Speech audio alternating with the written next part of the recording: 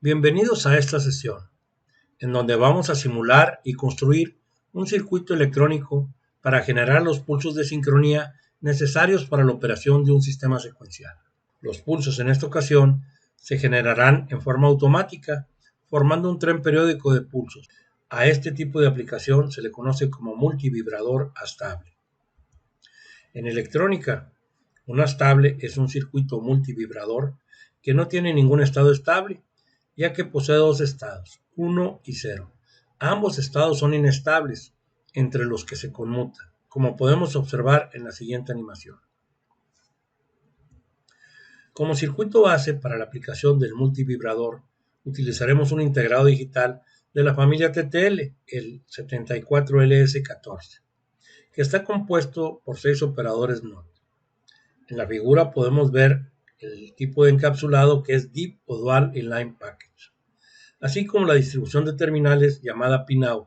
Los circuitos de este tipo de empaque, Deep, contienen una muesca o semicírculo que sirve como referencia para localizar en la parte inferior la terminal 1, y ahí partimos en sentido contrario de las manecillas del reloj con la terminal 2 y así hasta llegar a la última que está en la parte superior de la muestra. En este caso corresponde a la terminal 14. Para que funcione adecuadamente el circuito, la terminal 14 o llamada VCC se debe conectar al positivo de la fuente de 5 volts de corriente directa y la 7 a la negativa de la misma fuente.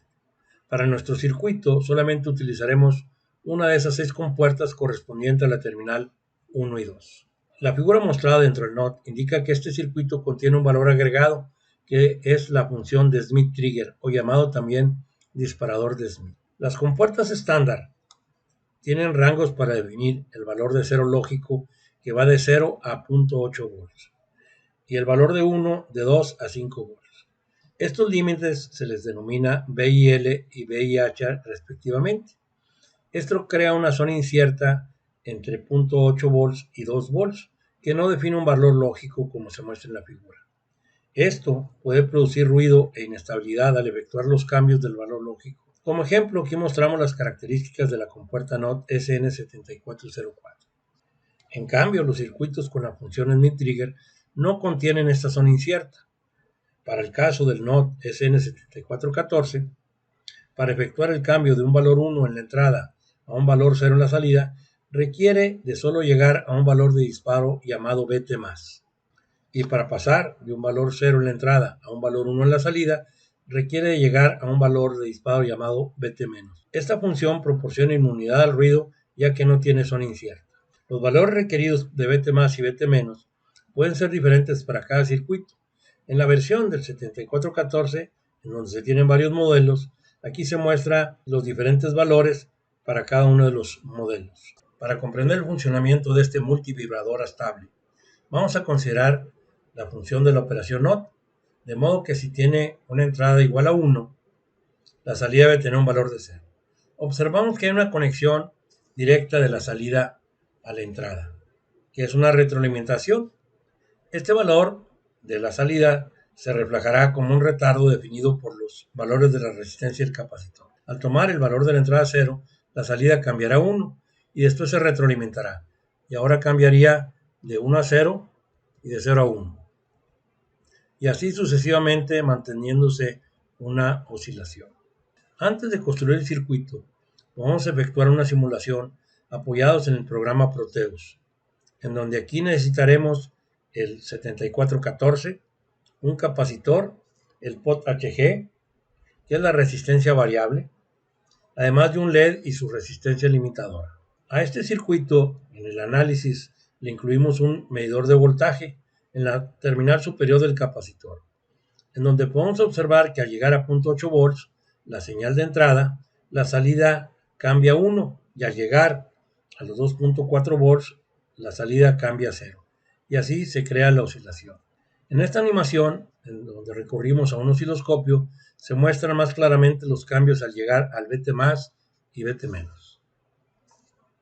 A continuación se detalla el material que vamos a necesitar para la implementación física del circuito. Para conectar todos los elementos y montar el circuito integrado, necesitamos una tablilla de conexiones o llamada también protoboard. Puede ser de cualquier tamaño.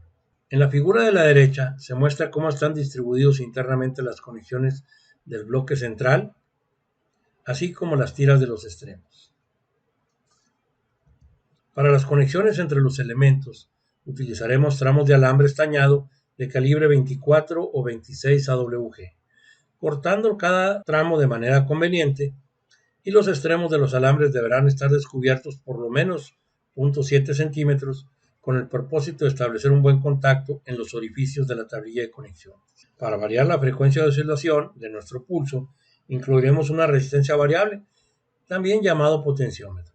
Esta de un valor de 5 kΩ. Este tipo de potenciómetros tiene una variación logarítmica, como se muestra en la gráfica, en donde la resistencia depende logarítmicamente del ángulo de giro del vástago, que en este tipo de potenciómetros puede girar de 0 hasta 270 grados. Para generar el retardo de tiempo en llegar a las señales Vt más y Vt menos, utilizaremos un capacitor electrolítico, ya sea de 470 o 1000 microfarads. Estos deben de soportar más de 10 volts. Con los capacitores tendremos diversas opciones de rangos de frecuencias, conectando uno u otro, o ambos, ya sea en serie o en paralelo. Para observar visualmente el valor lógico de salida, utilizaremos un diodo emisor de luz llamado también LED, del tipo comercial, en donde encendido representa un valor de 1 y apagado un valor de 0. Dicho LED tiene dos terminales, la primera llamada ánodo y la segunda llamada cátodo, que esta se conecta a la parte negativa de la fuente. Para limitar la corriente a través del diodo, incluiremos una resistencia de 330 ohms que tiene colores naranja, naranja, café. Esta es de 1/4 de watt y 5% de tolerancia. Aquí mostramos el circuito 7414 que ya describimos anteriormente. Como fuente de alimentación utilizaremos un cargador de celular tipo USB, en donde agregamos su cable, el que vamos a descubrir los alambres de los extremos, identificando la terminal positiva y negativa. Para evitar falsos contactos podemos agregar un terminal block como el que se muestra aquí, que este sujeta firmemente las conexiones y así evitar falsos contactos. Antes de implementar físicamente en la tablilla de conexiones, podemos recurrir al simulador Tinkercad, que trabaja en línea a través de un navegador web y está disponible en forma gratuita. Es de la compañía Autodesk. Ahí podemos simular nuestro circuito ya montado en una tablilla de conexiones, como lo mostramos en esta imagen.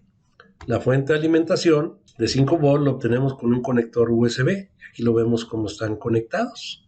Y estos cables continúan a extenderse a los otros extremos del proto. La resistencia variable que tenemos aquí, que está conectado la terminal del centro a la terminal 1 y el otro extremo a la terminal 2. El capacitor que está en la franja va a tierra y la otra a la terminal 1. El circuito integrado 7414, donde ya vemos que está polarizado con voltaje y tierra, y tenemos nuestro LED que tiene su resistencia limitadora, con el cual podemos mostrar la presencia de pulsos encendiendo y apagando. Vamos a iniciar la simulación.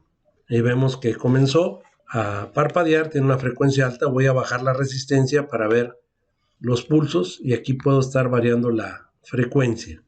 Esto mismas conexiones les haría en el protoboard. Hay un límite de resistencia. Aquí podemos ver que ya nos marca que ya no puede, que estamos superando los valores máximos que puede tener. Entonces, este sería el circuito que recomendamos antes de armarlo en la tablilla de conexiones. Aquí mostramos el circuito ya armado, en donde podemos observar nuestro chip 7414, en donde la terminal 14 está conectada al voltaje. Aquí tenemos una conexión de tierra para que ambos lados tengan tierra. Y la terminal 7 con este cablecito negro a tierra. De la terminal 2 una resistencia de 330 a un lugar disponible y después nuestro LED polarizado adecuadamente. Nuestro capacitor, que en este caso es de 1000 microfaradios, y nuestro potenciómetro, que estamos utilizando la terminal del centro en la patita 1 del chip y una de los terminales de los extremos a la terminal 2. Ahí vemos que ya está oscilando. Podemos cambiar la oscilación cambiando el valor de la resistencia. Vemos cómo va aumentando la oscilación.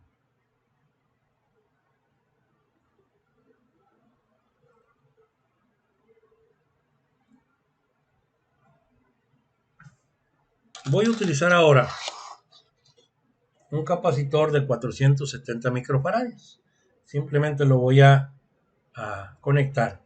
Los capacitores electrolíticos tienen una franja que indica la terminal negativa. Hay que respetar esa polaridad, ya que si lo conectamos al revés puede explotar el capacitor. La terminal negativa se conecta a la tierra y la otra terminal a la patita 1. Vemos ahora que aumentó la frecuencia de oscilación. Y si pongo un capacitor más chico va a ser una frecuencia más alta y uno más grande una frecuencia más baja. Este es el circuito que debemos de armar.